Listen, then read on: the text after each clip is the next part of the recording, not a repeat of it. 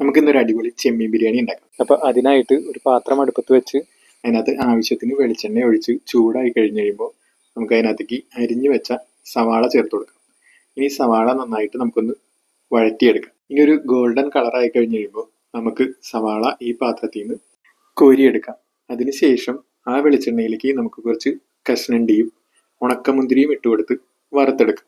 അപ്പോൾ ഉണക്കമുന്തിരിയും കശുവണ്ടിയും വറുത്തെടുക്കുമ്പോൾ ലോ ഫ്ലെയിമിലിട്ട് വറക്കണം, അല്ലെങ്കിൽ രണ്ടും കരിഞ്ഞു പോകാൻ സാധ്യതയുണ്ട്. ഇനി ഈ കശുവണ്ടിയും ഉണക്കമുന്തിരിയും വറുത്ത് കോരി കഴിയുമ്പോൾ ആ ബാക്കി വരുന്ന വെളിച്ചെണ്ണയിലേക്ക് നമുക്കൊരു ടീസ്പൂൺ നെയ്യ് ഒഴിച്ചു കൊടുക്കാം.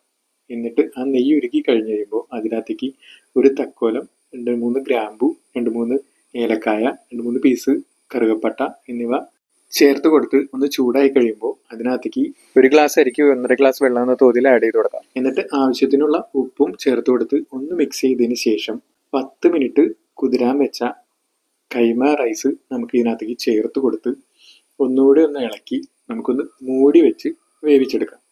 അപ്പോൾ റൈസ് ഒരുപാട് വേവാൻ നിൽക്കണ്ട, ഒരു 90% വേവായാൽ മതിയാവും. അതിനുശേഷം റൈസ് ആ പാത്രത്തിൽ നിന്ന് മാറ്റിയിട്ട് നമുക്ക് അതിനകത്ത് കുറച്ച് വെളിച്ചെണ്ണ ഒഴിച്ച് തക്കോലം, ഏലക്കായ, ഗ്രാമ്പു, കറുവപ്പട്ട എന്നിവ ഒന്ന് വറുത്തെടുത്ത് അതിനകത്തേക്ക് നമുക്ക് ഇഞ്ചി വെളുത്തുള്ളി പേസ്റ്റും ചേർത്ത് കൊടുത്ത് ഒരു തക്കാളിയും ചേർത്ത് നന്നായി വഴന്നതിന് ശേഷം മല്ലിപ്പൊടി, മുളക് പൊടി, മഞ്ഞൾപ്പൊടി, കുരുമുളക് പൊടി എന്നിവ ചേർത്ത് കുറച്ച് ഉപ്പും കൂടി ചേർത്ത് 1/2 കപ്പ് വെള്ളത്തിൽ നമുക്കിതൊന്ന് വേവിച്ചെടുക്കാം. അതിനുശേഷം നമ്മൾ നേരത്തെ വറുത്ത് വെച്ചിരിക്കുന്ന സവാള കുറച്ച് ഇതിനകത്ത് ചേർത്ത് കൊടുക്കാം.